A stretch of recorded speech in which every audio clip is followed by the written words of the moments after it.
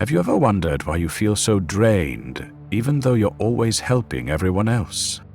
2 years ago, I was everyone's go-to helper and completely miserable. Today, everything changed. Every time someone needed something, I was there.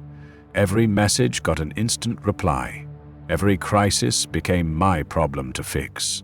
At first, I thought being constantly available proved I was kind and valuable, but it didn't.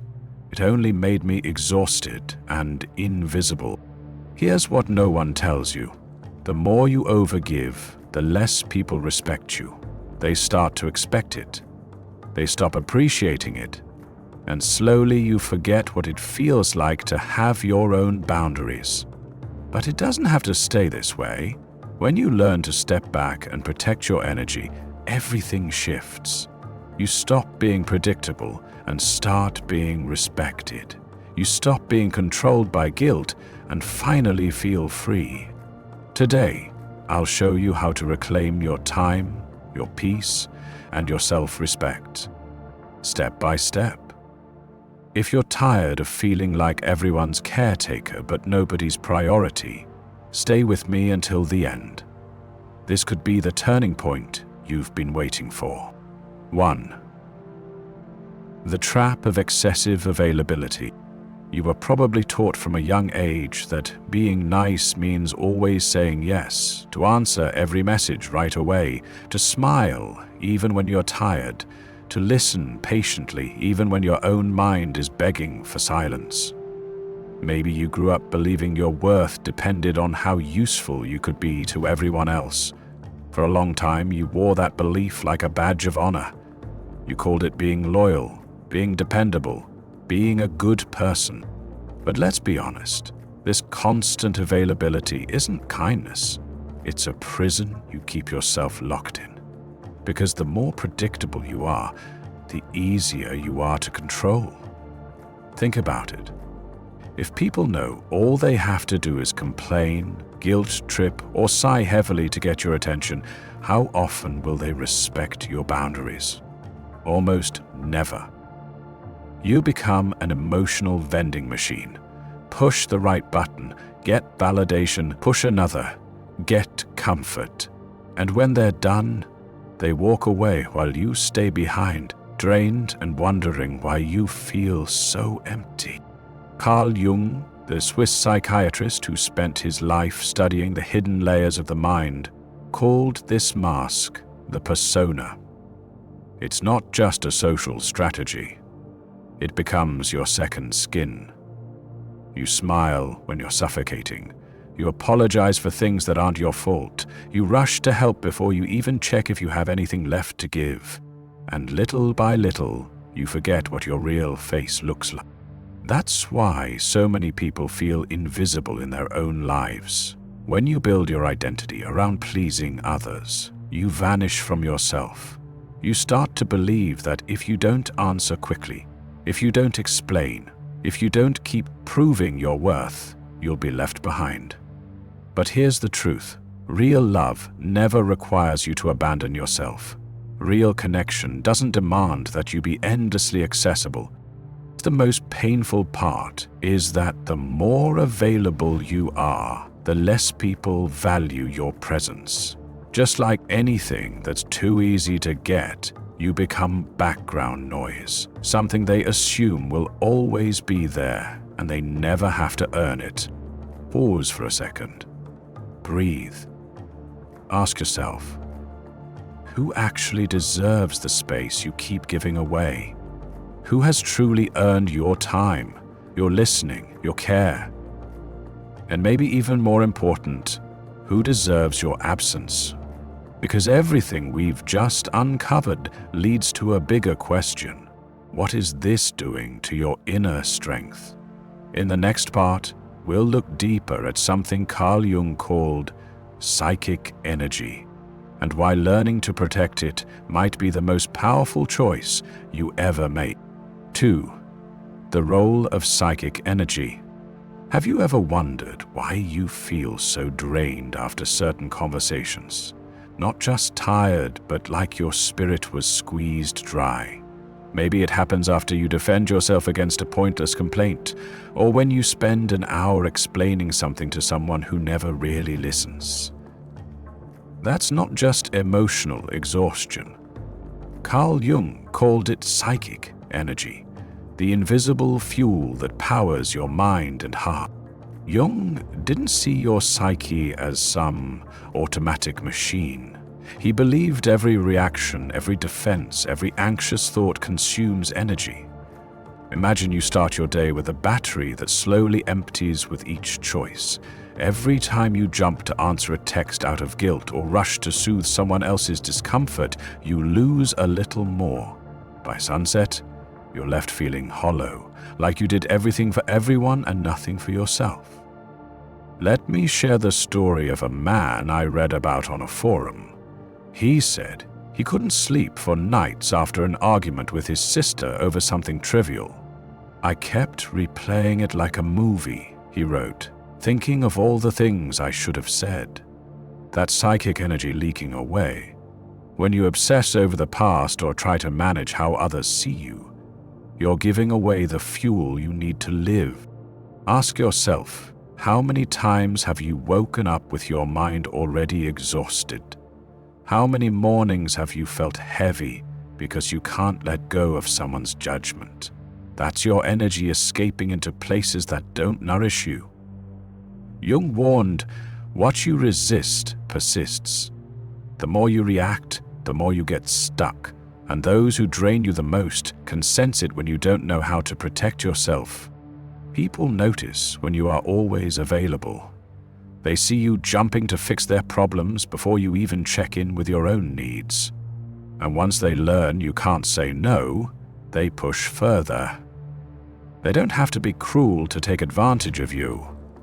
All they have to do is look helpless or disapprove. Your guilt does the rest. Imagine your energy like a river. When you allow every distraction to sip from it, you're left with a trickle for yourself. And here's the truth no one likes to say out loud. If you don't learn to guard your energy, someone else will use it for their own comfort, and they won't thank you for it. So what can you do?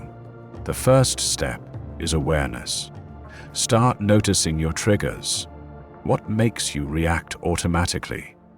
Maybe it's an accusing tone, or the fear of seeming selfish, or that old ache of wanting approval. When you see it, you can pause, and in that pause, you regain a choice. You might feel uncomfortable at first, you might feel guilty, but remember, choosing not to react is not the same as not caring. It's deciding that your peace matters more than proving a point. Jung believed a healthy psyche is one that knows how to hold energy within the self. That means you don't waste your force on arguments that don't change anything, or on pleasing people who never wanted your honesty in the first place. It means you give your energy to what sustains you, not what depletes you. Imagine what would happen if you kept more of your psychic energy for yourself. You'd stop feeling like you needed to jump into every problem.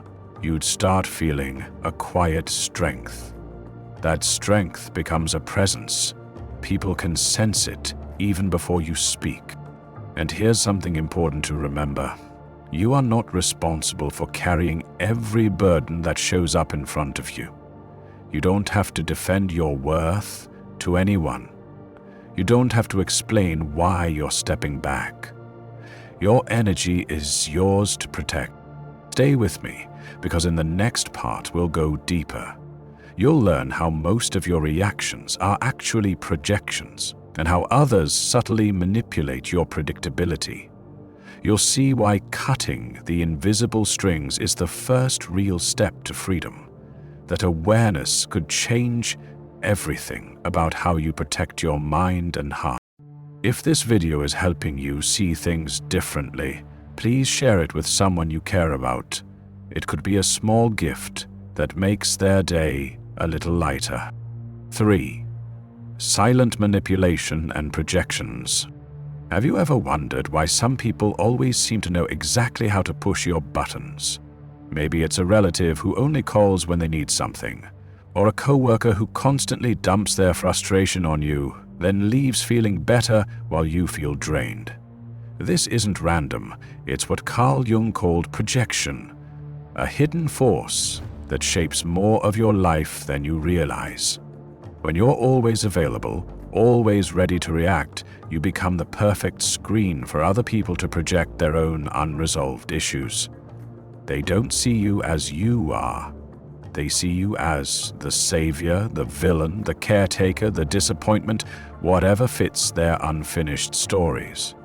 The scary part is, you start to play along without even knowing it. You respond to the same old guilt trips. You jump to prove you're good enough. You explain yourself again and again, hoping to finally be understood. But here's a truth you need to hear. The most powerful manipulation doesn't happen through yelling or direct pressure. It happens in quiet ways. In the guilt you feel when you don't pick up the phone. In the anxiety that bubbles up when you say no. In the invisible weight that makes you think you're responsible for everyone else's feelings. Jung warned that when we don't make the unconscious conscious, it controls our lives and we call it fate. And that's exactly what happens when you stay reactive. You hand over your psychic energy to anyone willing to use it. You become predictable.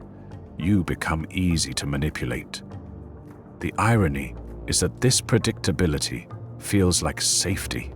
You think, if I keep showing up, if I keep explaining, maybe this time it will finally be enough, but it never is.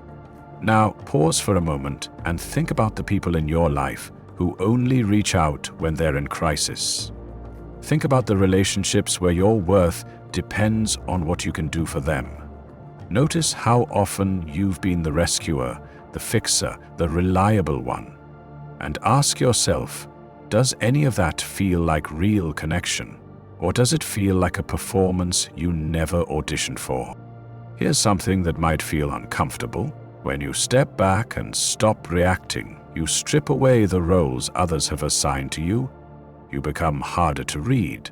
And when that happens, many people panic. They get angry, accuse you of being selfish, cold, or not the same anymore. But what they're really saying is, I don't know how to control you without your predictable reactions. This is why so few people ever break the cycle, because the first step, becoming less available, feels like betrayal. You might feel like you're letting everyone down. You might feel selfish or cruel. But this is the doorway to something you've never had: self-sovereignty. You don't have to explain why you need space. You don't have to justify your silence.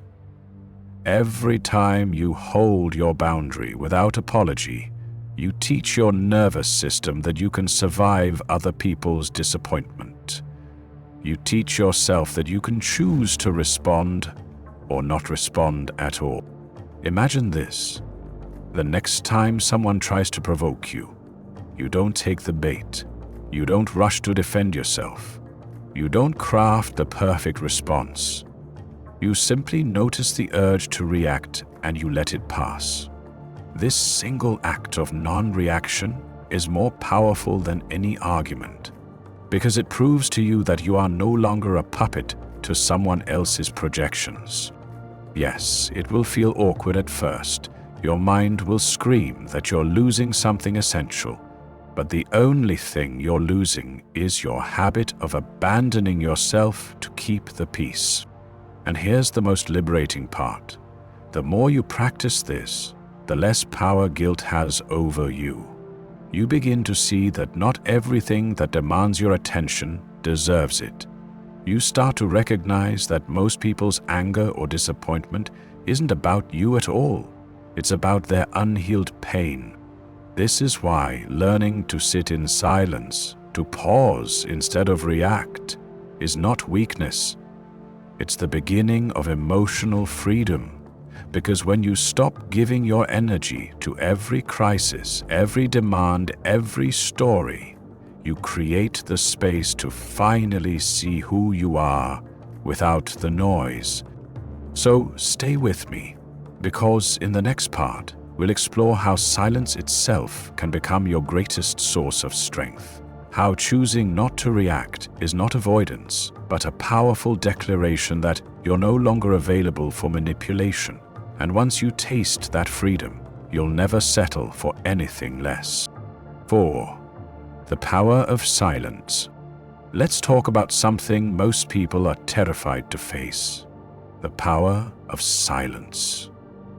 Not the silence you use to punish or avoid, not the passive-aggressive quiet that hides resentment. I'm talking about the kind of silence that is an act of self-respect. A silence that is so rooted, so intentional, that it becomes unshakable. Think about the last time you refused to react when someone expected you to. Maybe it was that friend who thrives on drama, or a family member who always needs you to take a side. Maybe it was a partner who tested you to see if they still had power over your emotions. When you didn't respond, did you feel that sudden tension, that discomfort that almost made you want to break the silence just to feel normal again? That moment, right there, is the doorway to real strength. Because the modern world wants you noisy and distracted. It wants you explaining yourself, proving yourself, defending your worth in endless conversations that go nowhere. The more you talk, the more you leak your energy. The more you react, the easier you are to control. Carl Jung understood this deeply. He believed that true individuation, the process of becoming who you really are, requires stepping away from the constant noise. Because in silence, you see what's real. You notice the patterns you've been repeating for years. You recognize who is genuinely with you and who is only there to feed off your reactions. You might have noticed how some people get visibly unsettled when you don't answer a message right away, when you don't fill the awkward pause with explanations or apologies. They might say you've changed or that you're acting distant, but the truth is, your silence takes away their ability to predict you. And predictability is the lever many use to manipulate you. Let that sink in.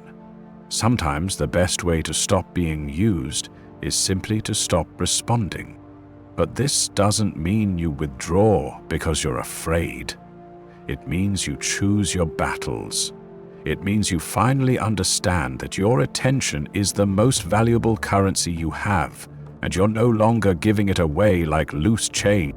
This kind of silence isn't cold. It isn't arrogant. It's clarity in its purest form.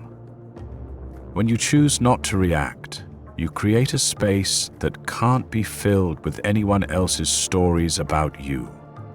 You start to hear your own thoughts without the background noise of other people's expectations. Of course, silence has a price. You will lose relationships that were built on your need to be needed. You will disappoint those who only stayed because you made their lives easier by abandoning yourself. You will be called selfish by people who benefited from your self-neglect. And yes, it will sting at first. You'll wonder if you're becoming too closed off, if you're shutting down connection. But give it time, because what feels like loneliness at the start is often the clearing that makes room for genuine connection, the kind that doesn't require you to betray yourself. Let's be honest. Not everyone deserves your truth. Not everyone has earned the right to hear your explanations or receive your immediate attention. Silence teaches you to be selective, to measure your words, to value your peace more than your reputation. And here's the paradox. The more you respect your own silence, the more others start to respect it too. You stop attracting people who thrive on chaos. You stop feeding situations that drain you. you start radiating a different kind of presence. The presence of someone who doesn't need to prove anything. Imagine walking into a room and feeling no urge to justify who you are. No compulsion to fill the quiet with apologies or stories. Just being there, whole and unbothered. That is what true power feels like. So next time you feel the pull to answer right away, to soothe someone's discomfort with your own energy, pause, take a breath. Ask yourself, is this silence really empty, or is it full of everything I've been missing? Because the most powerful silence isn't the one that unsettles others. It's the silence that rebuilds you from the inside out. It's the moment when you finally stop needing the world to validate your worth and start listening to your own knowing. Stay with me, because in the next part, we'll explore how this silence is only the beginning.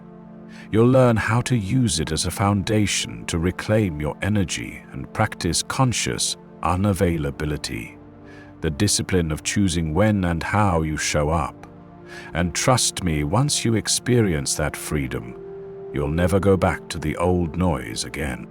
If this video resonates with you, or if you see something that could be clearer or more helpful, please leave a comment and share your thoughts. Let me know what spoke to you and what I could improve. Your feedback helps me make better content for you and everyone else watching. 5. Conscious unavailability and emotional discipline. Let's talk about what it really means to be consciously unavailable. Not the performance of distance, not pretending you don't care while still secretly checking your phone, but a deeper commitment to yourself. It starts when you realize that every time you answer out of guilt, every time you jump to solve someone else's crisis, you are teaching the world that your boundaries don't matter. Think about it. How often have you said yes when your entire body screamed no? How many times have you picked up the phone, replied to the message, shown up to the meeting, even when your spirit was exhausted? We do this because we're afraid. Afraid of losing connection, afraid of being misunderstood, afraid that if we say no, we'll be left behind. But the truth is, every time you abandon yourself to stay available for others, you lose a piece of the respect you deserve. Carl Jung taught that individuation, the process of becoming your truest self, requires sacred isolation. That means stepping back from the noise so you can finally hear your own voice. But this isn't easy. At first, you will feel selfish. You will feel like you're betraying everyone who expects you to be endlessly giving. You'll have an urge to explain yourself, to soften the discomfort your absence causes. But hear this clearly. You owe no explanations for choosing your own peace. Conscious unavailability doesn't mean you stop caring. It means you stop performing. It's the discipline of saying, I will not be accessible for everything and everyone. You begin to understand that not all demands deserve your time. Not all invitations require a reply. Not every crisis is yours to solve. This is where your real power begins to grow. When you don't rush to respond, when you pause before you react, you create space for clarity. You start to notice which connections feel genuine and which only exist to keep you trapped in old patterns. You start to feel what it's like to belong to yourself.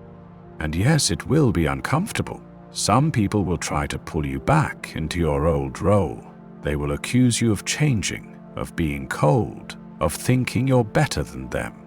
They'll say you used to be so nice, that you were always there for everyone.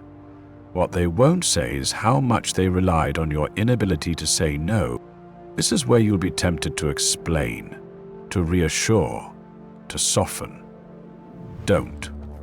Because the moment you start justifying your absence, you give back the power you just reclaimed. Instead, let your silence be your answer. Let your unavailability be your boundary. You don't have to be cruel. You just have to be clear. It starts small. You don't answer messages right away. You let the phone ring when you're not in the space to talk. You take a breath before you respond to criticism. You leave conversations that drain you without offering an excuse. These little acts of discipline build a fortress around your energy. They teach you that you don't have to perform closeness to be worthy of connection. And here's what surprises most people. The more you do this, the more you realize how much of your life was built on keeping others comfortable. How many relationships existed not because you were valued, but because you were useful. That's a hard truth. But it's also liberating, because when you step back, you discover who actually respects your space. Remember this, the people who truly love you will adjust to your new boundaries. They will learn to honor the fact that you are no longer available on demand. Those who don't will fall away, and that is not a loss. It's a clearing, a necessary pruning so that healthier connections can grow. So, here's your invitation. Start observing the spaces where your energy leaks. The people who expect your instant reply. The habits that keep you overcommitted. Then start practicing conscious unavailability. Not with arrogance, but with a quiet certainty that your peace matters more than their approval. In the next section, we'll go even deeper. You'll learn how the solitude that follows this transformation isn't emptiness. It's the birthplace of a new kind of strength, the kind that doesn't depend on who approves of you. Stay with me, because what comes next will show you why stepping back is often the first step toward finally coming home to yourself. 6. The rebirth through solitude. When you finally pull back and stop being available to everyone, a strange kind of silence shows up. At first, it doesn't feel like peace. It feels like loss. You might wake up in the middle of the night with a heavy ache in your chest, wondering if you did the right thing. You'll replay the last conversations in your mind, searching for proof that you aren't a bad person for finally choosing yourself. This is the first phase of solitude, the part that feels like grief. But if you stay with it, something remarkable happens. The silence that once screamed starts to soften. It begins to clean out the noise you didn't realize you were carrying. The guilt, the pressure, the constant sense of obligation. They start to lose their grip. In their place, you begin to feel something you probably haven't felt in a long time. Space. Space to breathe, to think, to simply be, without performing for anyone. Carl Jung, who dedicated his life to exploring the human psyche, taught that individuation, the journey of becoming who you truly are, requires this separation. He believed that we must step away from the collective, the expectations, the old stories, so we can see ourselves clearly. This isn't about running away from the world. It's about returning home to yourself. I've read stories online from people who decided to step back. People who were always the helper, the fixer, the one everyone counted on. One woman shared how she stopped replying to every message the moment it arrived. Another man talked about no longer explaining every boundary he set. In the beginning, both were terrified. They thought they were losing everyone. But what they discovered was that what they were really losing were the illusions. The people who left weren't losing them. They were losing access to the version of them that never said no. When you stop reacting to every call, every complaint, every little drama, you stop being predictable. And when you stop being predictable, you become a mystery. For the first time, others can't shape you to their liking. They can't lean on you like a crutch. They have to meet you as you are, not as who you pretended to be. This is where your true rebirth begins. You will feel alone, but it is a loneliness filled with presence. It's not the emptiness that comes from being abandoned. It's the fullness that comes from finally inhabiting your own life. You'll start to notice small things, how your body relaxes when you no longer force yourself to engage, how your thoughts become clearer when you don't have to defend them, how your spirit feels lighter when you stop apologizing for existing. And yes, you will lose people. Some will drift away because you no longer serve their unspoken needs. Some will accuse you of changing. But here's the truth. They never knew the real you. They knew the version you constructed to keep them comfortable. And when you let that version die, you free yourself to become something more honest, more whole. This is not an easy path. It takes courage to watch familiar connections fade. It takes strength to sit in the quiet and resist the urge to run back to what was familiar, even if it was draining. But this is the price of transformation. Ask yourself this: do you want to be needed, or do you want to be respected? Do you want to be liked for who you pretend to be, or loved for who you actually are? These questions are uncomfortable, but they are necessary, because when you finally stop offering yourself to everyone, you reclaim your worth. You become rare. You become someone who doesn't need the constant approval of others to feel whole. You become the kind of person whose presence carries weight because it isn't freely given to anyone who demands it. And from this new place, you'll notice something profound. Your standards rise. You no longer tolerate relationships that run on guilt. You no longer accept affection that feels transactional. You stop chasing the love that costs you your peace. You only say yes to what feels true. If you've listened this far, it means some part of you is ready. You may not feel prepared, but the fact that you're still here means you already know something has to change. You already understand that no amount of external validation can fill the emptiness that comes from abandoning yourself. True self-love doesn't begin when everyone applauds you for finally setting boundaries. It begins in that quiet moment when you realize you can survive the discomfort of being misunderstood, that you can be alone and still feel whole, that you can choose yourself and not apologize for it.